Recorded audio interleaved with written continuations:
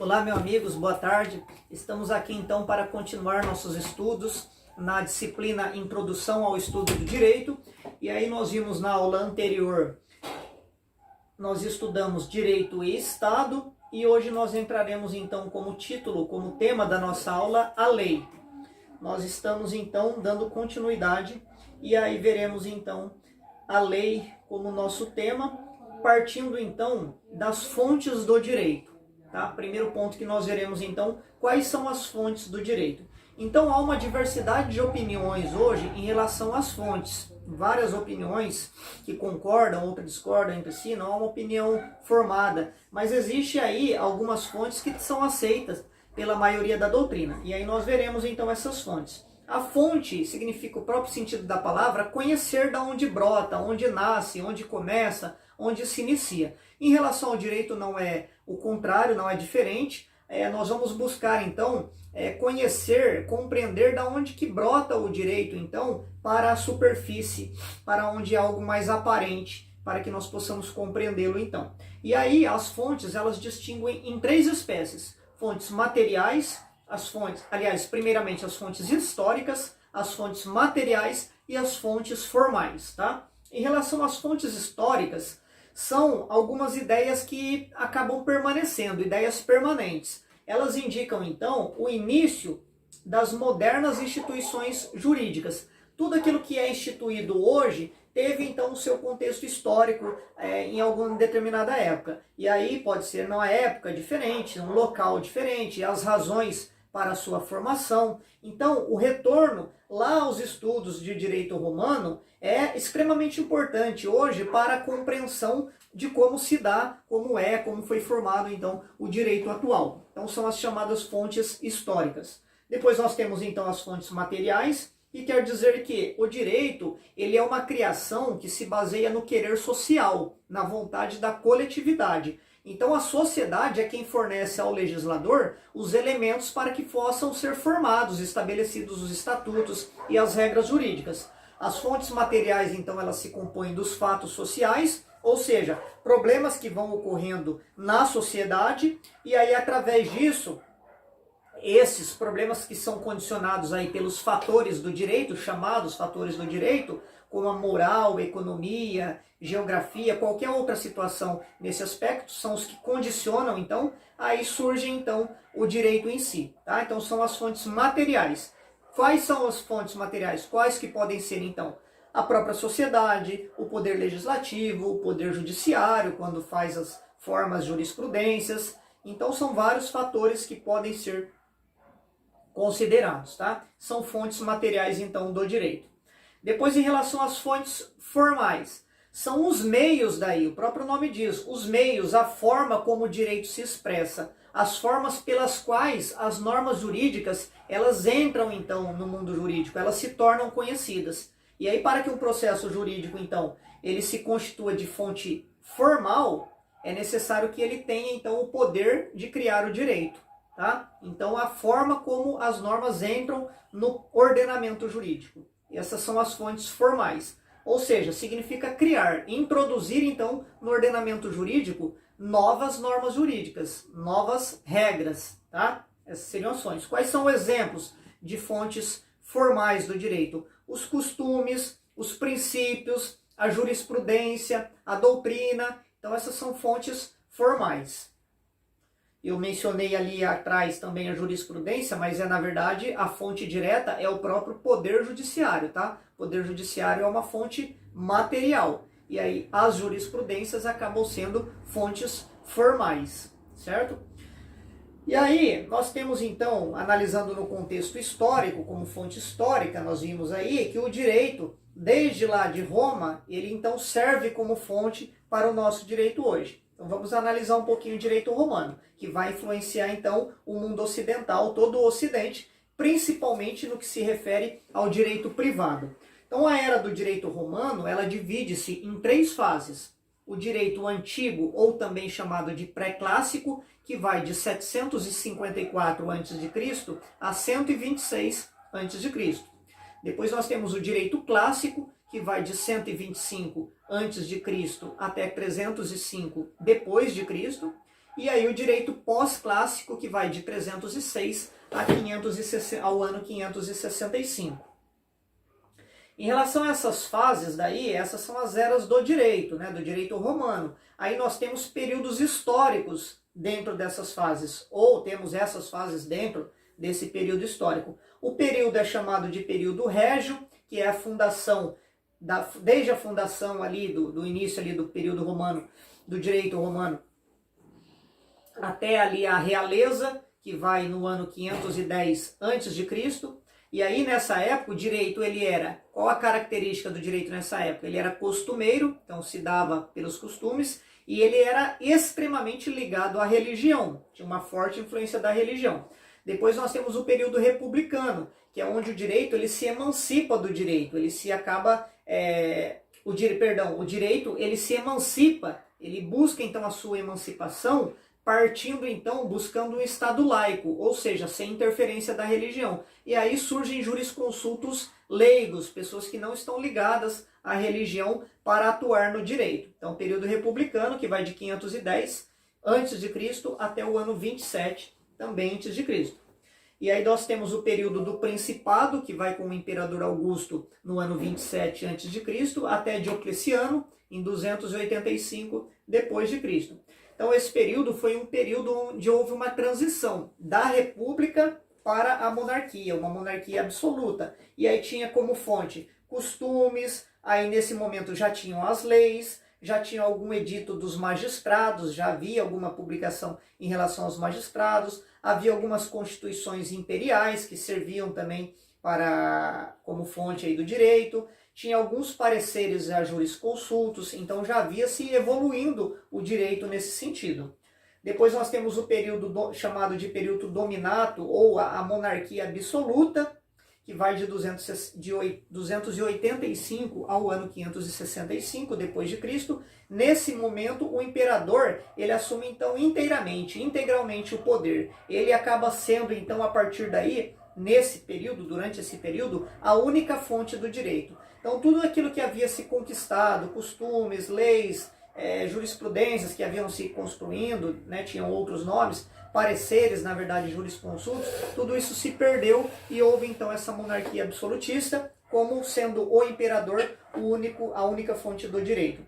E aí o direito romano, ele é o único direito que passou por todas essas fases que um sistema jurídico poderia experimentar, o direito romano assim o fez. E aí passou então pelo direito sacerdotal, pelo direito dos povos ali, quando começa-se essa ideia de república, direito judicial, onde houve então uma positivação do direito de funcionários, direito legislativo, o direito do próprio imperador, e aí todos esses momentos. Então, o direito romano em si, toda essa construção do direito romano se deu de forma lenta. E aí, desde lá, né, alguns costumes que haviam, depois com a edição da Lei das 12 Tábuas, tão conhecida, depois se evoluiu e assim por diante. Houve uma codificação, então, as leis foram codificadas, foram ordenadas conforme ali o momento exigia, foi se elaborado com o tempo uma comissão de juristas, então sofreu toda essa transformação no decorrer do tempo. E aí houve então códigos, houve o digesto, que seria a coleção das lições dos grandes juristas da época, chamado de digesto, depois as institutas, que seriam a apresentação dos princípios, os princípios que deveriam conter nos códigos, os princípios que deveriam fundamentar os códigos, e aí começa-se a partir daí, nesses princípios, com a frase dizendo assim: justiça é a constante e firme vontade de dar a cada um aquilo que é seu. Nós já vimos então, há tempos atrás, aí, estudamos a justiça e vimos que um dos conceitos seria esse, que é baseado então nesse princípio estabelecido aqui, como nós vimos aí de longa data, que justiça seria dar a vontade de dar, a constante e firme vontade de dar a cada um aquilo que é seu. E aí o direito evolui-se então enquanto ciência, e aí temos aqui nesse período também a ciência do direito, que basicamente é formada pela jurisprudência, e aí essas jurisprudências, elas tinham no seu preâmbulo que o direito, os preceitos do direito deveriam ser: viver honestamente, não lesar a outrem e dar a cada um aquilo que é seu. Então são alguns princípios também que regiam ali toda a ciência do direito. E por fim nós temos aqui as chamadas de novelas, que continha então as legislações que foram promulgadas pelo imperador, pelo Justiniano. Então esse seria um resumo aí do que foi, de como se deu todo o processo aí, todo o direito, a evolução do direito aí dentro do direito romano. E aí nós temos o conceito e a formação da lei, como que a lei é formada, como que se dá então, quais os conceitos. A lei é uma forma moderna então de produzir, da produção do direito positivo, direito que está positivado então, chamado de lei. É um ato do poder legislativo, estabelece então as normas diante dos interesses sociais. Devido aos interesses da sociedade, são estabelecidas então as leis. Ela não expressa, então, a lei ela jamais expressa uma vontade individual, mas sim o interesse da sociedade. A fonte material é representada pelos fatos e pelos valores. Todos os fatos, então, e valores que a sociedade oferece são fonte material. Quais são os aspectos negativos da lei, segundo a doutrina? O decretismo, que seria o excesso de leis, às vezes muitas leis acabam até por prejudicar determinada sociedade.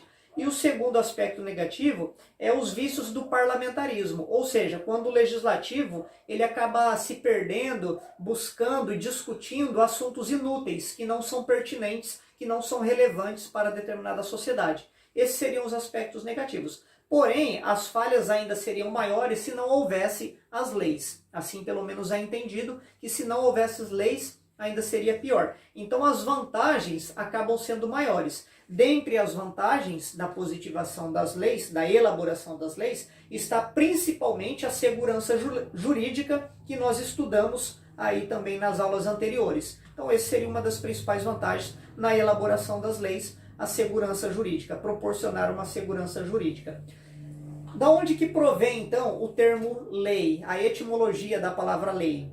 Existem também várias opiniões, várias formas de explicar isso, e aí nós pegamos algumas aqui. Primeiro, vem de legere, que significa ler. O significado de lei vem lá da palavra ler. E aí os antigos eles tinham o costume de se reunirem em praças públicas para poder ler. Né? Eles afixavam ali as cópias das leis para que as pessoas pudessem ler. Então daí que descende, então vem a palavra. Depois nós temos o segundo significado, seria ligare ou ligar. Por força da bilateralidade da norma jurídica, ou seja, ela é bilateral, exige-se duas partes, no qual uma está vinculada à outra, então a uma impõe o dever e a outra atribui o poder. Então essa ligação que se dá entre uma parte e outra seria então aí uma dos significados aí que vem a palavra lei, de ligar. E o terceiro que nós pegamos aqui, segundo a nossa doutrina, seria eligere, que significa escolher. O legislador é quem escolhe, ele que estabelece, então, entre as diversas proposições que as normas possibilitam, e aí uma passa a ser lei. Então, existem várias possibilidades de realizar algo. E aí o legislador vai e elege, ele escolhe, então, ele estabelece, e aí seria, então, da onde vem a palavra lei, tá? Ler, ligar ou escolher. Na verdade, todas elas têm um significado muito forte, muito grande, muito relacionado e coerente com o sentido da palavra lei. A lei em sentido amplo, ela emprega-se, então, no sentido de indicar o direito. A lei, então, de uma forma ampla, ela tem o objetivo para indicar o direito. Ela é uma referência genérica, então, de forma ampla, à medida provisória, por exemplo, ao decreto. Então, lei pode ser os diversos elementos ou as diversas formas de se positivar o direito. E aí nós temos, então, como exemplo, que não é chamado de lei necessariamente, mas acaba sendo também, então, um elemento normativo. Seria, então, uma medida provisória e um decreto. Medida provisória, abrindo um parênteses no nosso assunto, ela é um ato de competência do presidente da República, ele pode editá-la nas hipóteses, então, de relevância e urgência, e aí existe lá na Constituição previsto aí como que se dá, então, a edição aí de uma medida provisória, tá? No artigo 62 da Constituição Federal. quando é editada uma medida provisória, essa mesma vai para o Congresso. Então as duas casas precisam aí analisar a medida, e aí precisa essa medida provisória ser, dentro de um determinado prazo, que é de 60 dias, convertido em lei. Tá? E aí depois disso é publicado, sancionado e assim por diante.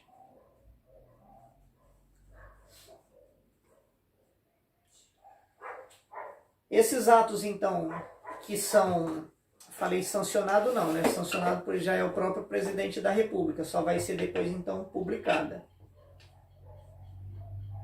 Esses atos que são de competência do Executivo, normalmente são baixados mediante simples decreto, quando é somente de competência do Executivo. E aí não precisaria, nos decretos, a autorização do Poder Legislativo. Há alguns decretos que são autônomos e alguns que são regulamentares, ou seja, eles têm o intuito, então, de complementar algumas outras leis para que elas sejam eficazes, para que elas realmente tenham aplicação. Então, são alguns exemplos de leis que não leva necessariamente ali o nome de lei, mas que acaba tendo também força de lei, tá? Então, seria, então, no sentido amplo da palavra.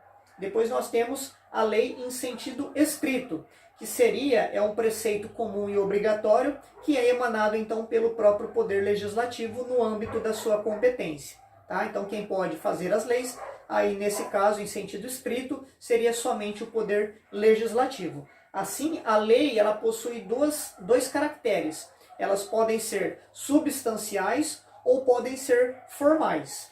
Em relação aos caracteres substanciais, então assim, como a lei ela reúne normas jurídicas, ela reúne também alguns caracteres que são básicos a este. Generalidade, abstratividade, bilateralidade, imperatividade, coercibilidade. Nós vimos já alguns desses elementos há tempo atrás. Então a lei ela precisa em si, de uma forma substancial, abordar um conteúdo que seja então a sua substância, o seu conteúdo, que expressem o bem comum, que seja do interesse de todos, que abranja a todos, tá? Então esses são os caracteres substanciais, ou seja, o próprio conteúdo da norma jurídica, que deve então ir de acordo com o interesse do bem comum. Depois os caracteres formais, relacionado à forma, como que a lei deve ser. Hoje, normalmente, que para nós, pelo menos, a legislação ela é escrita, né? Emanada então do Poder Legislativo, que é o órgão competente para isso, em uma formação regular, que deve ser então promulgada e consequentemente publicada. Então, ou seja, as leis elas devem obrigatoriamente seguir esses padrões, deve ter uma forma na sua elaboração, na sua edição e assim por diante. Então todos esses requisitos precisam estar preenchidos. Então são os caracteres formais. Depois nós temos a lei em sentido formal e em sentido material. Ou seja, a lei propriamente dita em sentido formal é aquela que atende então aos requisitos da forma. Ou seja, como eu mencionei anteriormente, o processo de formação da norma é o processo adequado, ou seja, quem é o poder competente, se atende lá quando é exigido um quórum de aprovação e assim por diante. Faltando então alguma dessas características, então a lei precisa, necessariamente, via de regra, ela ter alguns conteúdos que precisam se preencher da forma prevista já na própria legislação. E aí, esse é o sentido, então, formal da norma, como ela é elaborada, produzida. Depois, em sentido formal material,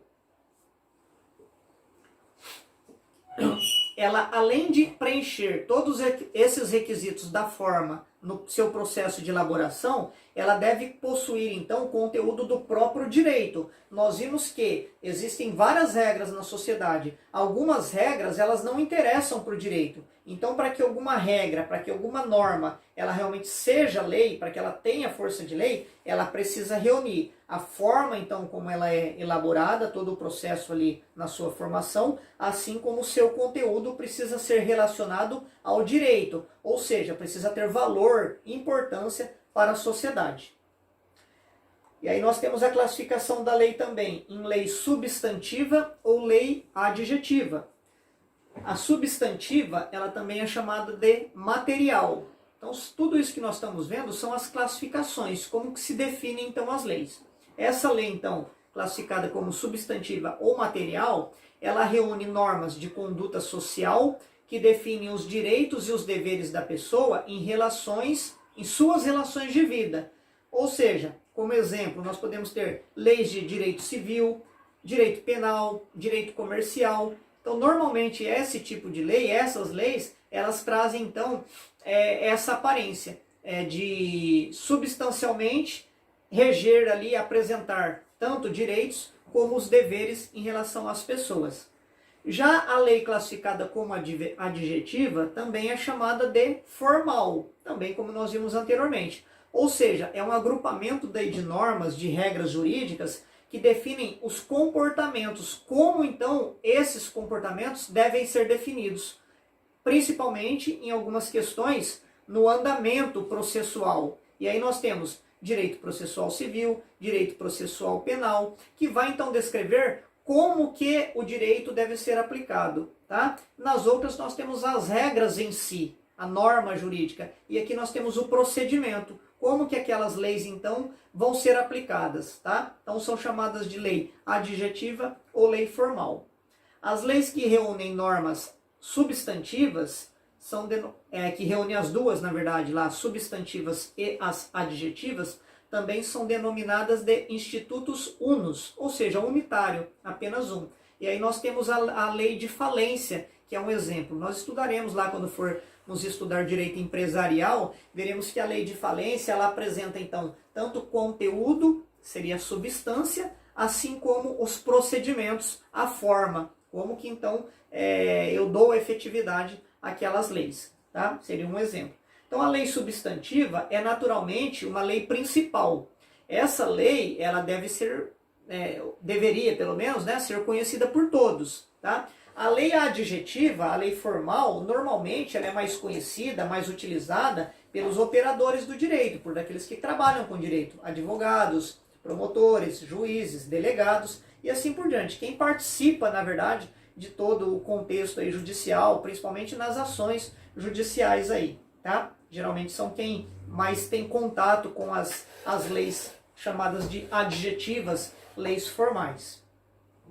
Depois a lei também pode ser de ordem pública, ou seja, aquelas que reúnem então preceitos que são fundamental ao equilíbrio e à segurança da sociedade. Ela busca então proteger o indivíduo, mas o objetivo maior, na verdade, a maior relevância dela se dá no bem da coletividade, porque ela vai tutelar então interesses fundamentais de toda a sociedade, independente da vontade de uma pessoa ou de um indivíduo. Então, não prevalece, né, principalmente nessas normas que são, nessas leis que são de ordem pública, o interesse individual, e sim o da coletividade. Na verdade, todas as leis buscam isso, mas as que são de ordem pública ainda mais, tá? Então, aquelas que dispõem sobre direito de família, direito personalíssimo, prescrição, nulidade de ato, normas constitucionais, administrativas e várias outras, né, processuais. Então esse é um interesse maior ainda da coletividade, tá? Depois nós temos a formação da lei. Como que se dá então o processo legislativo? Porque nós vimos que algumas leis em sentido amplo não levam necessariamente o nome de lei, mas acaba fazendo parte aí do ordenamento jurídico, como dei exemplo a medida provisória e decretos também. Mas vamos ver agora a lei de iniciativa então do processo pelo legislativo, o processo legislativo.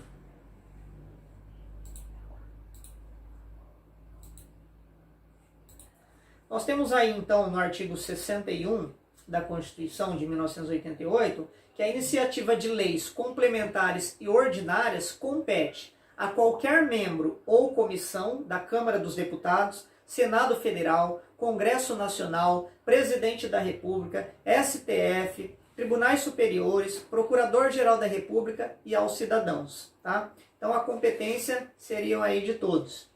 E aí a iniciativa do Presidente da República pode ocorrer quando então se dá por iniciativa do Executivo, do Presidente da República, sob duas modalidades distintas. Ele pode encaminhar então o projeto em regime normal,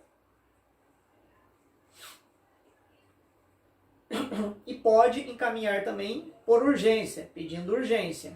E aí a matéria vai ser analisada então pela Câmara dos Deputados e pelo Senado Federal.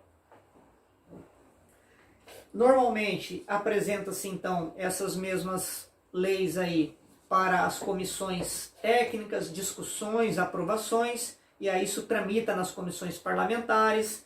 Passado então pelas comissões, vai para o plenário para discussão e para votação. E aí, normalmente no regime bicameral, é indispensável então a aprovação pelas duas casas, tanto pela Câmara dos Deputados como pelo Senado. E aí se apresenta na Câmara, o Senado faz a revisão. Se apresenta no Senado, a Câmara faz a revisão. Aí esses projetos vão ser encaminhados para o presidente, para o STF e assim por diante.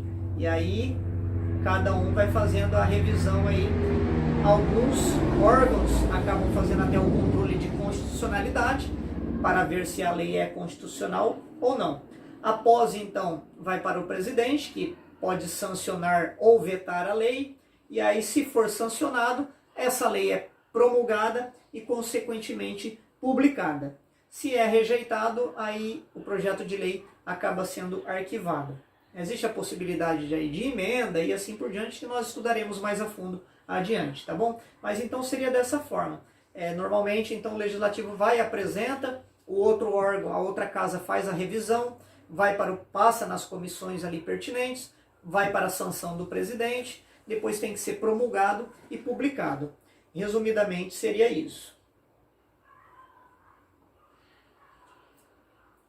Com a promulgação da lei, ela passa a existir, é a partir daí que acaba tendo validade. Depois a publicação, é indispensável que uma lei seja publicada para que ela entre em vigor.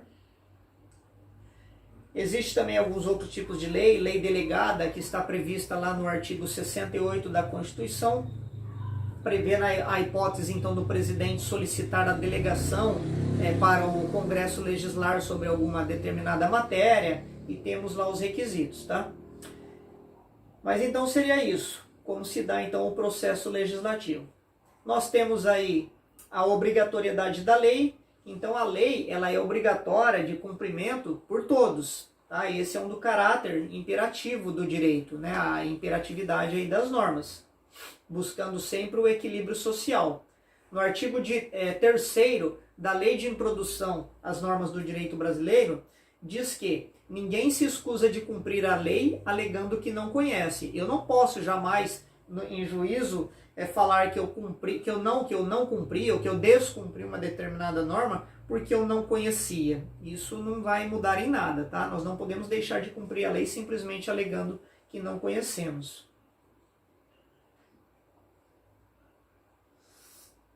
E aí nós temos algumas teorias explicando por que a lei, então, ela nos obriga. E aí surgem algumas teorias para explicar isso. Nós temos a teoria da autoridade, que é formulada lá por Robbins, que ele vai dizer que a obrigatoriedade da lei, ela decorre então decorre simplesmente da força.